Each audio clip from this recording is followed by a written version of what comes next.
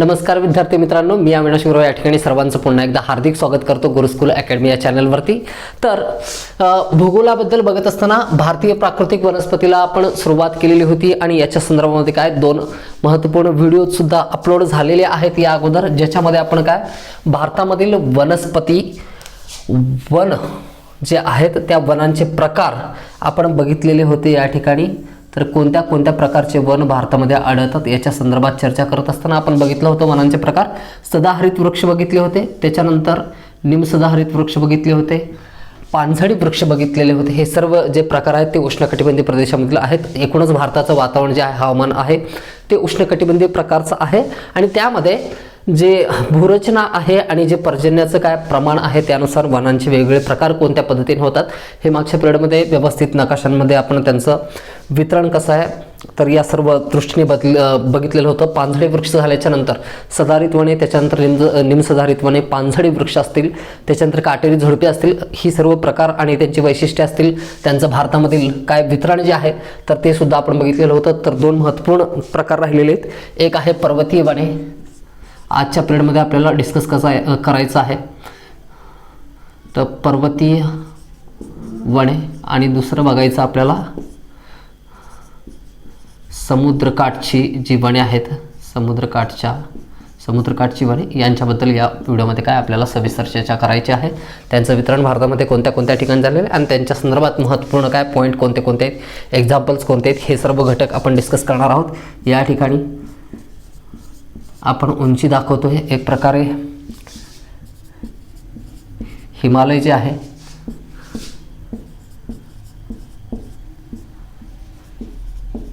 तर हिमालयाची ही जी उंची आहे तर ती अशा पद्धतीने दाखवण्याचा प्रयत्न केलेला आहे। पर्वतीय हिमालय याच्यामध्ये काय पूर्णपणे समजून जाईल आपल्याला। या ठिकाणी पर्वतीय हिमालयाला सुरुवात करत असताना किंवा त्याला सुरुवात करण्याच्या अगोदर काही बेसिक कन्सेप्ट्स आपण बघतो जे आपल्याला काय पुढे जाऊन मदत करतील या गोष्टी पूर्णपणे काय व्यवस्थित समजून घेण्यासाठी। बघा कोणत्या पद्धतीने आपल्याला काय प्रश्न विचारला जाईल परीक्षेमध्ये याची काही शाश्वती नाही, मात्र जे प्रिव्हियस इयरचे जे क्वेश्चन पेपर आहेत त्यातले प्रश्नांचे स्वरूप बघता अशा पद्धतीने एक कंटेंट आपण तयार केलेला आहे जो परिपूर्ण असेल। तुम्हाला काय हे दोन्ही प्रकारचे काय वन किंवा त्यांच्याबद्दलचे फॅक्ट जे आहेत परीक्षेमध्ये ज्यांच्याबद्दल परत परत प्रश्न विचारलेला आहे तर असे सर्व घटक आपण या ठिकाणी याच्यामध्ये इन्क्लूड केलेलो आहोत। तर कोणत्याही प्रकारची काय काळजी न करता फक्त जे या ठिकाणी सांगतोय आपण त्याच्यावरती फोकस करायचा आहे। बघा पर्वतीय वने सुरुवात करण्याच्या अगोदर आपण बघितलं होतं भारतातील किंवा कुठली वने असतील तर त्या म्हणजे प्राकृतिक वनस्पती जे आहे, वनस्पती जीवन जे आहे एखाद्या प्रदेशामधील कोणत्या स्वरूपाचं असतं किंवा कोणत्या प्रकारचं असतं हे याच्यावरती परिणाम करणारे घटक कोणते कोणते असतात मागं पिरियडमध्ये सुद्धा काही डिस्कस केलेलं आहे। तर त्या भूप्रदेशामध्ये असणारं हवामान जे असतं आणि या हवामानाच्या अंतर्गत काय पर्जन्य प्रमाण जे असतं त्या प्रदेशामध्ये तर यानुसार डिसाईड होतं पर्जन्याचं प्रमाण खूपच कमी असेल, बिलो दॅन 50 सेंटीमीटर इयरली जर पर्जन्य असेल तर काटेरी झुडपे असतात, 250 सेंटीमीटरपेक्षा जास्त पर्जन्य असेल तर सदाहरित वने असतात, त्यांच्या दरम्यान म्हणजे 100 ते 150 सेंटीमीटरच्या दरम्यान जर पर्जन्य असेल तर पानझडी प्रकारचे वने आढळतात। हे बघितलं होतं। म्हणजे हवामान हा एक घटक आहे जो वनस्पती जीवनावरती काय करत असतो, परिणाम करत असतो आणि हवामानाच्या व्यतिरिक्त काय या ठिकाणी जी भूरूपे असतात तर या ठिकाणी त्या ठिकाणी कोणत्या एखाद्या स्पेसिफिक ठिकाणी कोणत्या प्रकारची भूरूपे आहेत यानुसार सुद्धा काय त्या ठिकाणी काय वनस्पतींचे काय प्रकार डिसाईड होतात। यांच्या व्यतिरिक्त आपल्याला आणखीन एक घटक बघायचं या ठिकाणी जो परिणाम करणार आहे पर्वतीय वनांसंदर्भात बघत असताना तर समुद्र सपाटीपासूनची त्याची उंची जी असते तर म्हणजेच या ठिकाणी तापमान हा घटक आहे जो वनांवरती काय परिणाम करणार आहे। तर बघू तापमानाच्या संदर्भात मी तुम्हाला एक सांगितलं होतं एडियाबॅटिक लॅप्स रेट कशाला म्हणतात, एडियाबॅटिक तापरास सिद्धांत जो होता तो असा सांगतो की वातावरणामध्ये म्हणजे पृथ्वीवरून पृथ्वीच्या अवतीभोवती जे वातावरण आहेत वातावरणाचे वेगवेगळे काय पट्टे आहेत जसं की स्थितांबर आहे, जलांबर आहे, आयनांबर आहे, बाह्यांबर आहे। तर हे सर्व जे पट्टे आहेत तर ते कमेंट बॉक्समध्ये कळवायचे की पृथ्वीपासून त्या पट्ट्यांचा क्रम सांगायचा आहे खालून वरी जात असताना आणि ते किती उंचीच्या प्रदेशामध्ये आढळतात हे सुद्धा सांगायचं आहे। तर मी पॉईंट या ठिकाणी सांगतोय की तापमानाच्या संदर्भात पृथ्वीच्या काय पृष्ठभागापासून जसं जसं आपण वातावरणामध्ये काय वरी जातो ऊर्ध्व दिशेने काय जाण्याचा प्रयत्न करतो तसं तापमान काय होतं तापमानामध्ये घट होते आणि यालाच काय एडियाबॅटिक ताप तापऱ्हास असं म्हणतो, जे की आपण हवामान चॅप्टर बघत असताना सुद्धा तुम्हाला सांगितलेलं होतं. त्या ठिकाणी पर्जन्य पडण्यासाठी काय कारणीभूत ठरतं तापमान खूप मोठ्या प्रमाणावरती. आता वनस्पती जीवनावरती हा परिणाम कसा करतो आणि याचा थेट संबंध कुठे येतो, पर्वतीय वनांच्या संदर्भात काय स्टडी करत असताना बघा, प्रति 1 किलोमीटरला फॅक्ट असं सांगेन, प्रति 1 किलोमीटरला 6.5 डिग्री सेल्सिअस ते 7 डिग्री सेल्सिअस एवढं तापमान काय होतं, कमी होतं. आणि आपल्याला माहिती आहे भारतामध्ये आता या ठिकाणी बघा, पर्वतीय वने भारतामध्ये कोणत्या प्रदेशामध्ये आढळतात, कोणत्या प्रदेशामध्ये आढळतात, ज्या प्रदेशामध्ये काय पर्वत आहेत त्याच ठिकाणी आढळतील. भारतातील कोणते कोणते प्रदेश आहेत, उत्तरेकडील ज्या राज्यांमध्ये हिमालयाचा विस्तार झालेला आहे अशा सर्व राज्यांमध्ये पर्वतीय वने आढळतात. मग फॅक्ट झाला कुठला कुठला, नकाशा तर आपल्याला पूर्णपणे या व्हिडिओपर्यंत तुम्हाला पाठ झालेला असेल. जम्मू काश्मीर आहे, हिमाचल प्रदेश आहे, उत्तराखंड आहे, सिक्कीम आहे, त्याच्यानंतर अरुणाचल प्रदेश आहे. या की सर्व राज्यांमध्ये पूर्णपणे काय हिमालयीन पर्वतांचा विस्तार झालेला आहे. आता हिमालयावरती आपण जसं जसं काय उंच प्रदेशामध्ये जाऊ तसं त्याची समुद्र सपाटीपासूनची उंची काय होत जाते, वाढत जाते. आणि जसं जसं आपण वातावरणाच्या वरच्या स्तरामध्ये जाणार तसं तापमान काय होत जाणार, कमी होत जाणार. आणि उपलब्ध ऑक्सिजन जो आहे तर हा सुद्धा एक घटक आहे, ऑक्सिजनची मात्रा सुद्धा काय होत जाते, कमी होत जाते. या सर्व गोष्टींचा परिणाम या ठिकाणी होतो. बघा हिमालयाचा विचार करता आपण बघितलं होतं की जो शिवालिक आहे 1500 मीटर पर्यंत उंची सरासरी ज्यांची असते ते कोणते होते, शिवालिक पर्वत होते. दुसरा प्रकार बघितला होता हिमालयाचा कोणता, मध्य हिमालय. आणि तिसरा बघितला होता आपण हिमाद्री किंवा ज्याला की ग्रेटर हिमालय असं म्हणतात किंवा बृहद हिमालय असं सुद्धा म्हणतो, ज्याची सरासरी उंची किती होती, 6100 मीटर पर्यंत आपण बघितलेली होती. आणि सर्वाधिक उंची हिमालयाची किती आहे, 8848. तर कोणत्या शिखराची उंची आहे हे कमेंट बॉक्समध्ये कळवायचं आहे. ओके, गोष्टी रिपीट होत राहतील, सराव होत राहील, तुम्ही कुठल्याही गोष्टी विसरणार नाहीत या ठिकाणी. तर अशा पद्धतीने यांचं म्हणजे या ठिकाणी डिस्ट्रीब्युशन करत असताना, वर्गीकरण करत असताना असं सांगता येईल की हिमालयाचा जो काय सुरुवात जेव्हा होते म्हणजे काय, उत्तर प्रदेशमधून आपण ज्यावेळेस उत्तराखंड या राज्यामध्ये पोहोचतो किंवा हिमाचल प्रदेशमध्ये पोहोचतो तर त्यावेळेस त्या ठिकाणी काय म्हणजे हिमालयीन पर्वत जे आहे ते शिवालिकला सुरुवात झालेली असते. तर शिवालिकच्या पायथ्याशी ज्या ठिकाणी सर्वाधिक पर्जन्य पडतं, खूप अधिक 200 सेंटीमीटरपेक्षा जास्त काय वार्षिक पर्जन्य त्या ठिकाणी पडतं आणि उष्णकटिबंधीय प्रदेश आहे म्हणून त्या ठिकाणी शिवालिकच्या पायथ्याशी असा जो चिंचोळा प्रदेश आपण बघितलेला होता तर त्या ठिकाणी कोणते सदाहरित प्रकारचे वृक्ष, उष्णकटिबंधीय सदाहरित किंवा वर्षावनी ज्याला म्हणतो, तर सदाहरित प्रकारचे वृक्ष या ठिकाणी आढळतात. आणि हा एकदम काय बारीक असा चिंचोळा पट्टा आहे असं सांगितलेलं होतं. आणि जेव्हा आपण शिवालिकच्या उतारावरील काय भूभागाचा विचार करतो तर त्या प्रदेशांमध्ये या सदाहरित वृक्षांचा थोडासा विस्तार झालेला आहे. आणि जसं जसं आपण उंचीवरती जाऊ तसं पर्जन्याचं प्रमाण काय होतं, कमी होत जातं. पर्जन्याचं प्रमाण कमी झाल्यामुळे त्या ठिकाणी एक प्रकारे सदाहरित वृक्ष सुद्धा आणि पानझडी वृक्ष सुद्धा अशा दोनही प्रकारच्या वृक्षांचं काय या ठिकाणी सहअस्तित्व आहे असं म्हणता येईल. हे उंच असलेले ज्यांच्या फांद्या काय झाडाच्या काय वरच्या भागामध्ये असतात, उष्णकटिबंधीय प्रदेशामध्ये हे जे सदाहरित वन आहेत यांचे झाडं जी असतात ते काय अतिशय उंच असतात, 30 ते 40 मीटरपर्यंत त्यांची उंची असते. त्याच्यानंतर खोडाखाली भागाकडे जास्त काय पान किंवा फुले येत नाहीत किंवा फांद्या येत नाहीत. उंच भागामध्ये काय झाडाच्या काय वरच्या भागामध्ये काय त्यांचा विकास झालेला असतो. यांचं लाकूड जे आहे ते कठीण असतं, आर्थिकदृष्ट्या ही महत्त्वाची झाडे नसतात, यांचा आर्थिक उपयोग जास्त घेता येत नाही. आणि अशा पद्धतीने याचसोबत काय शिवालिकच्या पायथ्याला किंवा शिवालिकच्या उतारावरती सदाहरित वृक्ष आणि पानझडी वृक्ष जसं जसं आपण वर येणार तसं काय होतं, या ठिकाणी पर्जन्याचं प्रमाण कमी होत असल्यामुळं काय सदाहरितच्या ऐवजी पानझडी वृक्ष सुद्धा आढळतात. तर अशा पद्धतीने सहअस्तित्व त्यांचं आपल्याला या ठिकाणी बघायला भेटतं. कुठंपर्यंत 1500 मीटरच्या उंचीपर्यंत हे वृक्ष आपल्याला पाहायला मिळतात. आणि सदाहरित वृक्षांचे आणि पानझडी वृक्षांचे आपण एक्झाम्पल ऑलरेडी बघितलेले आहेत, जसं की आंबा असेल, वड असेल, पिंपळ असेल. या ठिकाणी सदाहरितमध्ये या ठिकाणी साग असेल, सागवान आहे, त्याच्यानंतर चंदन आहे, असे वेगवेगळे वृक्ष आपण काय या ठिकाणी बघितलेले होते. तर हे झाले काय 1500 मीटरच्या उंचीपर्यंत काय आढळणारे काय पर्वतीय वने. म्हणजे हे आहेत वने काय सदाहरित प्रकारचेच, मात्र पर्वतमय प्रदेशामध्ये ते म्हणजे बदल कसे होत जातात उंचीनुसार, तर त्या दृष्टिकोनातून बघणार आहोत. काय अधिक खूप महत्त्वाचे नाहीत या वृक्षांबद्दल आपण बघितलेलं आहे. बघा आता हिमालयावरती आपण आणखीन उंच गेल्याच्या नंतर 1500 मीटरपासून ते 2500 मीटर 1500 मीटरपासून ते 2500 मीटरच्या प्रदेशाचा ज्यावेळेस विचार करतो त्यावेळेस त्या ठिकाणी काय असतं, तापमान आणखीन कमी झालेलं असतं. तापमान कमी आहे, पर्जन्याचं प्रमाणसुद्धा कमी होतं. म्हणून या ठिकाणचं वातावरण एक प्रकारे असं म्हणता येईल की बघा 2500 मीटरच्या सुद्धा वरी गेल्याच्या नंतर या ठिकाणी काय हिमवृष्टी होते. हिमवृष्टी अशी दाखवता येईल. आणि या ठिकाणी 2500 मीटरच्या सुद्धा जो खालचा प्रदेश आहे त्या ठिकाणी मात्र पर्जन्य कसं पडतं, हिमवृष्टीच्या स्वरूपात नाही तर सूक्ष्म जलकणांच्या स्वरूपात पडतं. हे आपण काय हवामान चॅप्टरमध्ये बघितलेलं होतं, पर्जन्य जिथं शिकत होतो त्या ठिकाणी. बघा ज्या ठिकाणी हिमवृष्टी पडते तर हा शीत प्रदेश आहे असं म्हणता येईल. इथलं वातावरण कसं असेल, शीत स्वरूपाचं आहे. आणि ज्या ठिकाणी सूक्ष्म जलकणांच्या स्वरूपात पर्जन्य पडतं, दिल्लीसारखा प्रदेश असेल, पंजाब, हरियाणा, यूपी, बिहार, झारखंड हे जे प्रदेश आहेत या ठिकाणी उष्णकटिबंधीय म्हणजे कर्कवृत्ताच्या जवळचे प्रदेश आहेत, उष्णकटिबंधीय स्वरूपाचं हवामान असेल. तर या दोघांच्या दरम्यान या दोघांत सुद्धा सह अस्तित्व असतं. म्हणजे काय, थोडासा थंड सुद्धा असतो आणि थोडासा उष्ण सुद्धा असतो.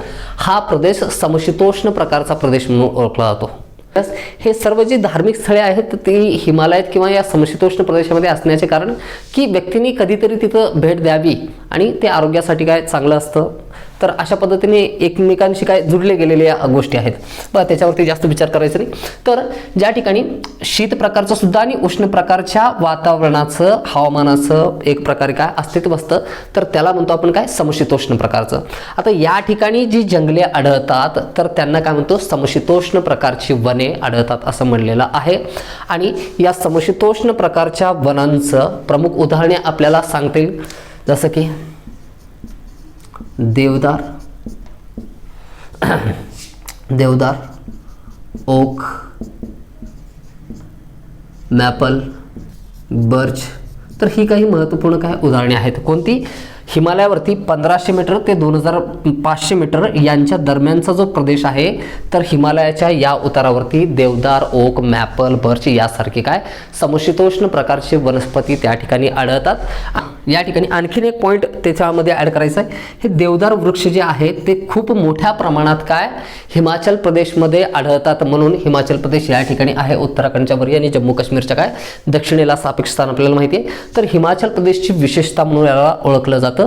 परीक्षेमध्ये काय मागं प्रश्न विचारलेला आहे आणि 4 पर्याय दिलेले असतील तर त्यापैकी हिमाचल प्रदेशची विशेषता म्हणून कोणतं वृक्ष ओळखता येईल आपल्याला, देवदार वृक्ष या ठिकाणी काय ओळखता येतं. 90च्या पिरियडमधले जे सिनेमाचे काय शूटिंग वगैरे व्हायचे तर ते याच प्रदेशांमध्ये काय झालेले आहेत. जे उंच उंच झाड तुम्हाला दिसतात देवदारचे तर त्यांच्या अवतीभोवती काय नायक असेल, नायिका असेल, सॉंगचं शूट वगैरे काय झालेलं असताना बघितलं असेल बऱ्याच वेळा.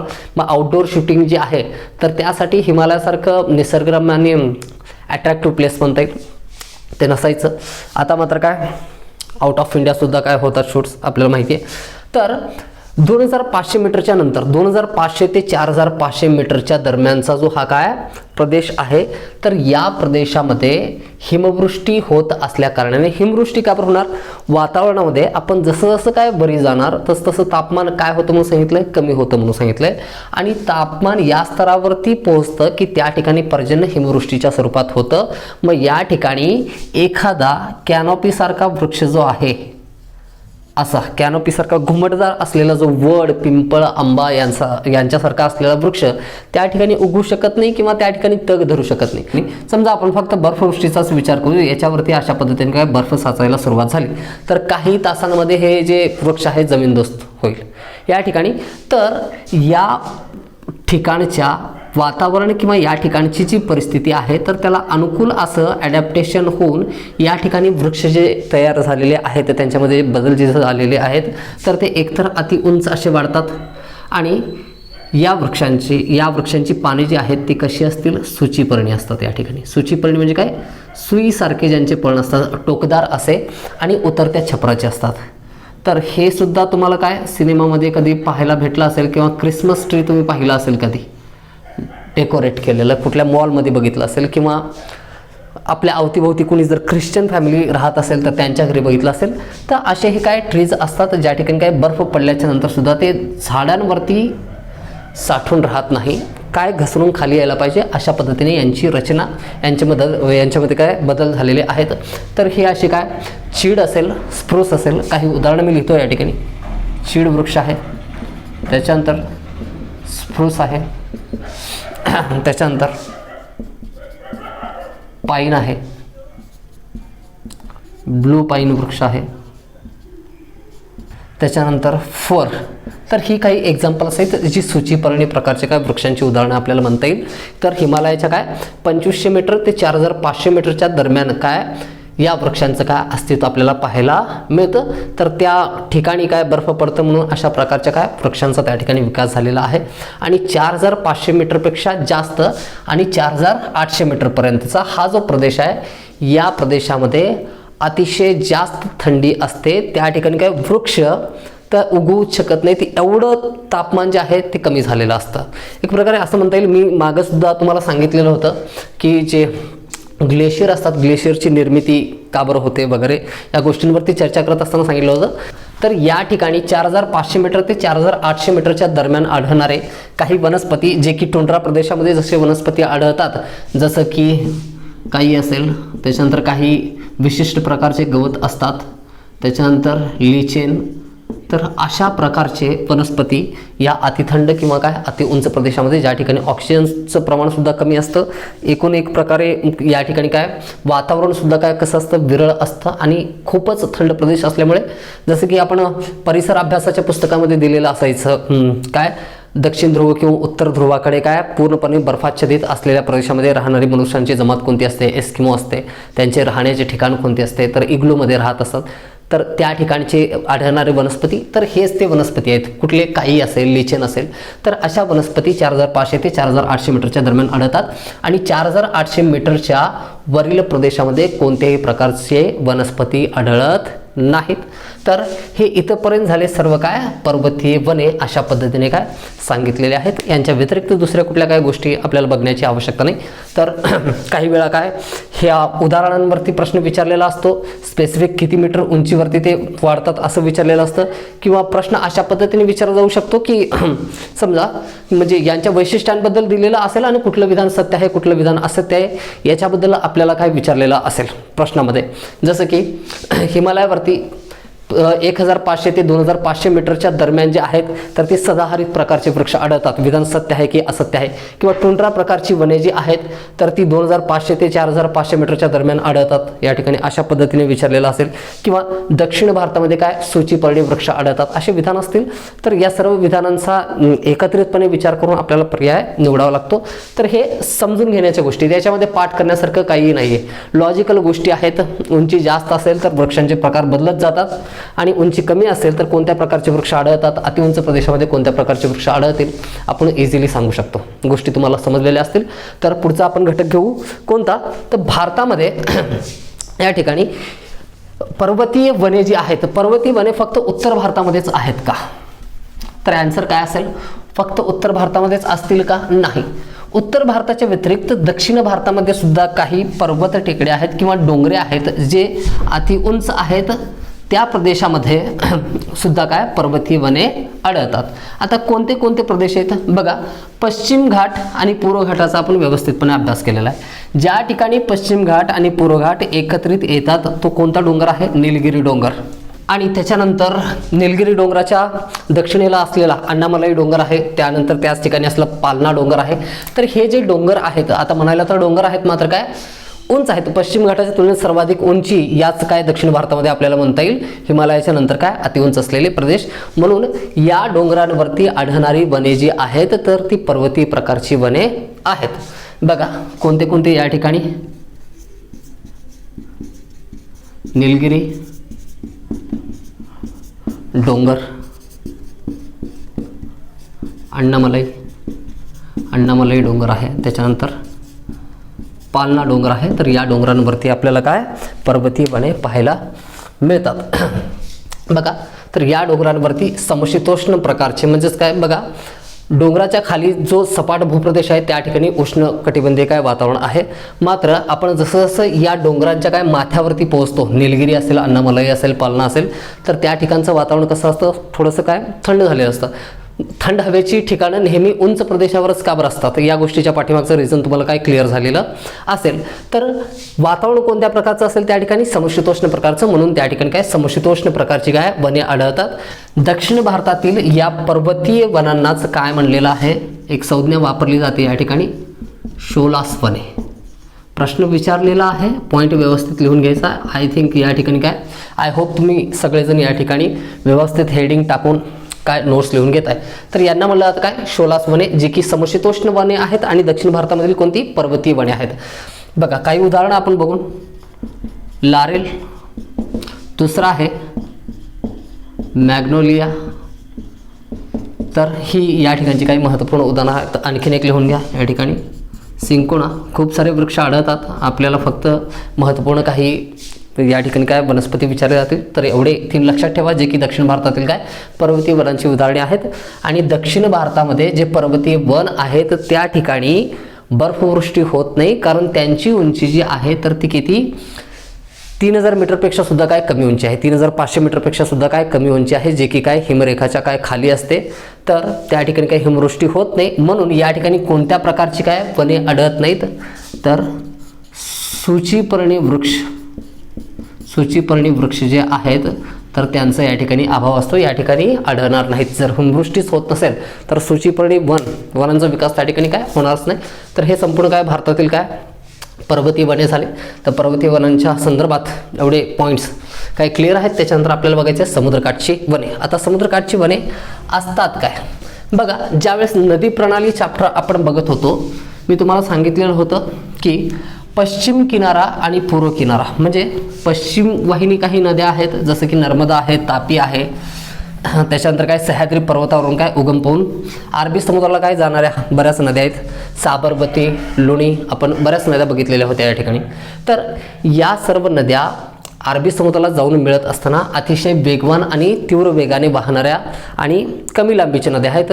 तर त्यांच्यामुळे वेग त्यांचा जास्त असल्यामुळे क्षरणकार्य खूप करतात, म्हणून त्या नद्यांनी त्यांच्या मुखाशी काय खाड्यांची निर्मिती केलेली होती. आणि ज्या नद्या सर्व भारतीय द्वीपकल्पावरून काय वाहत जातात आणि पूर्व किनाऱ्याला मिळतात, तर इकडे असलेला उतार कसा आहे, मंद स्वरूपाचा आहे, नद्यांचा वेग कमी असतो, म्हणून या नद्या किनाऱ्यावरती येता येता काय करतात, आपल्यासोबत वाहून आणलेला जो काही गाळा आहे तर त्या गाळाचं निक्षेपण या अशा प्रदेशांमध्ये काय केलेलं होतं, आपण हे बघितलेलं होतं या ठिकाणी. हे अशा पद्धतीने, तर या ठिकाणी एक नदी आहे.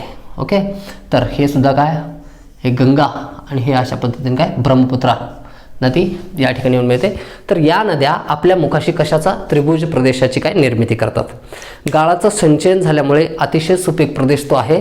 आणि अशा त्रिभुज प्रदेशांमध्ये जो डेल्टा प्रदेश असतो, अशा त्रिभुज प्रदेशांमध्ये ज्या खाऱ्या वृक्षांची या ठिकाणी वाढ आणि विकास झालेला आहे, तर अशा वनांना आपण काय म्हणतो, खारफुटी असं म्हणतो. अशा त्रिभुज प्रदेशांमध्ये समुद्राच्या किनाऱ्यावरती काय या वनांचा विकास झालेला आहे, ज्यांना की आपण काय मॅनग्रोव्हची वने किंवा सुंदरी वने किंवा खारफुटी वने असं म्हणतो. काय काय नाव आहेत,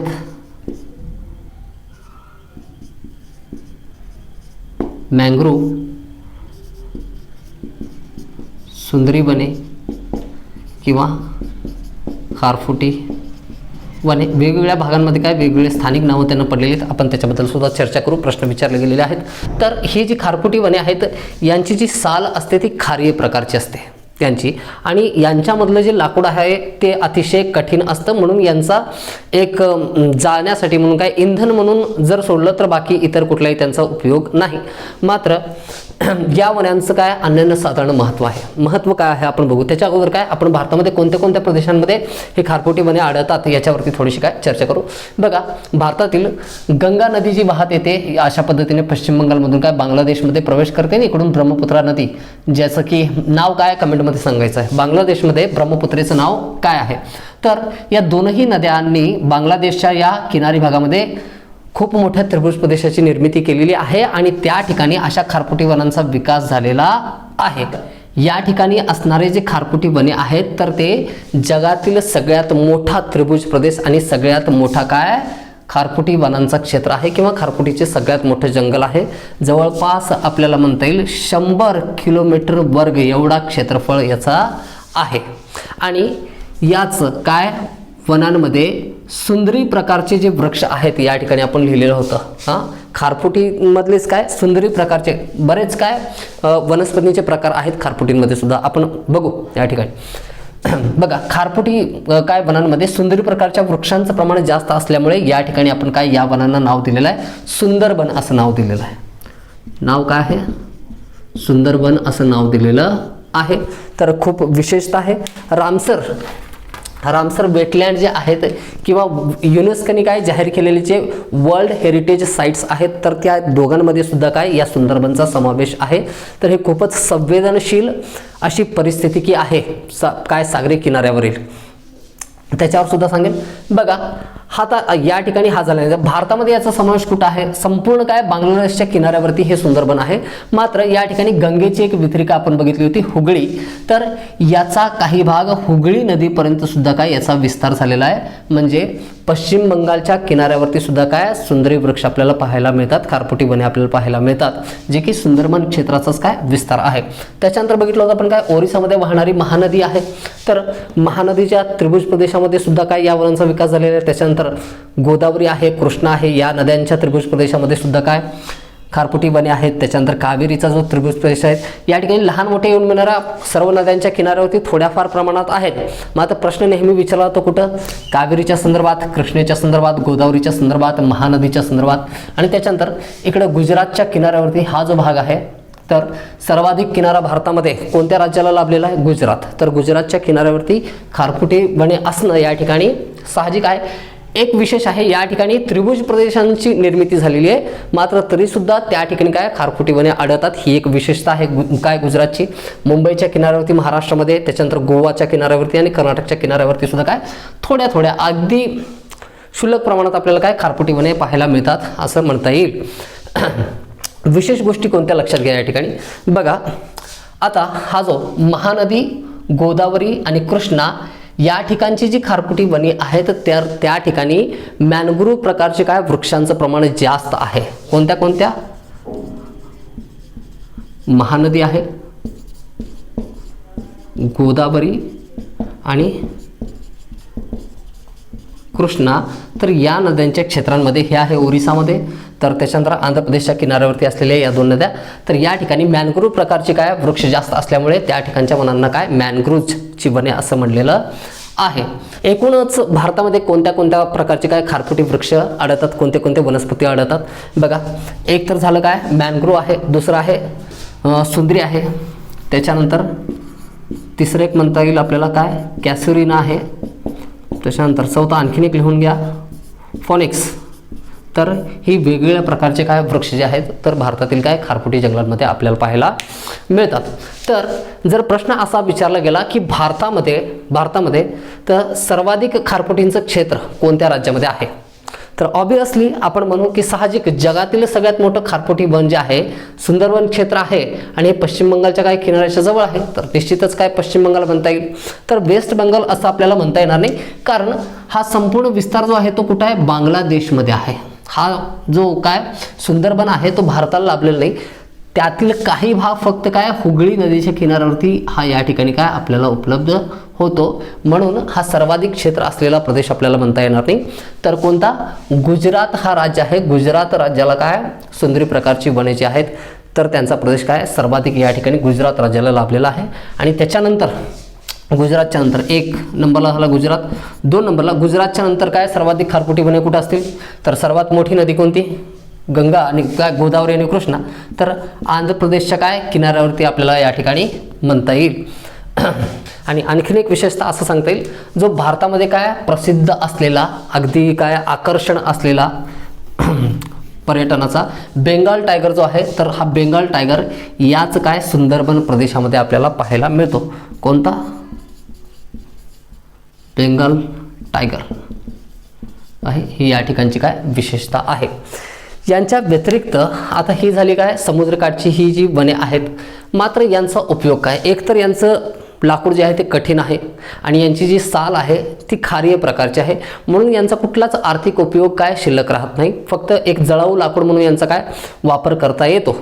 मात्र जोपर्यंत या वनस्पती या ठिकाणी जिवंत असतात तोपर्यंत हे जे सागरी या ठिकाणी परिस्थिती आहे, किनाऱ्यावरील जी काय मग काय सागरी जलीय असेल किंवा वनस्पतींची जी परिस्थिती आहे तर त्याचा एक मूलभूत भाग आहे. अगदी म्हणजे सर्व जे सागरी जीवजंतू आहेत, मासे असतील लहान मोठे, तर या माशांसाठी एक प्रकारे नर्सरीचं काम करतात. म्हणजे या ठिकाणी काय हे जलीय जीव जे आहेत तर सुरक्षितता त्या ठिकाणी काय प्रदान केली गेल्यामुळे त्या ठिकाणी येतात आणि त्या ठिकाणी काय आपले अंडे देतात, पिलांना जन्म देतात. एक प्रकारे बाल संगोपन क्षेत्र आपल्याला जसं म्हणता येईल, तर त्या पद्धतीचं कार्य ही सुंदरी वने करतात. आणि त्याच्यानंतर प्राणी जेव्हा मोठी होतील, हे जीवजंतू जेव्हा मोठी होतील तेव्हा काय खोल समुद्रामध्ये काय निघून जातात. अशा पद्धतीने एक नर्सरी म्हणून सुद्धा काम करतात. आणि या ठिकाणी काय संपूर्ण जो किनारा असतो तर या किनाऱ्याचं संरक्षण करण्याचं काम सुद्धा काय या सुंदरी वनांनी केलेलं आहे. बघा, समुद्रामध्ये होणारे सुनामी असतील किंवा जे आवर्त आपण बघितलेले होते अरबी समुद्रामध्ये येतात, बंगालच्या उपसागरामध्ये येतात, तर या आवर्तांपासून किनाऱ्यांचं संरक्षण करण्याचं काम सुद्धा या सुंदरी वनांनी केलेलं आहे. जवळपास 20 ते 40 मीटर एवढी या वृक्षांची काय असते उंची असते.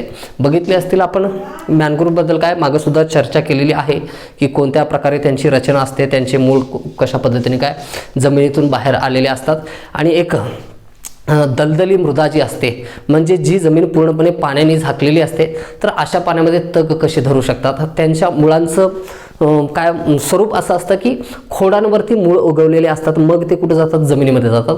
अशा प्रकारे असंख्य मुळांमुळे ते जे वनस्पती आहे समुद्रापासून येणारे जे काही विध्वंसक लाटा असतात, सुनामीच्या लाटा असतात, यांच्यापासून जो हा स्थलीय पृष्ठभाग आहे या स्थलीय पृष्ठभागाचं काही संरक्षण किंवा किनारी भागाचं संरक्षण करण्याचं काम यांनी व्यवस्थित केलेलं आहे. म्हणूनच युनेस्कोने घोषित केलेले जे वर्ल्ड हेरिटेज साईट्स आहेत किंवा रामसरने घोषित केलेले जे वेटलँड आहे तर त्यामध्ये या सुंदरवन क्षेत्राचा काय करण्यात आलेला आहे समावेश केलेला आहे.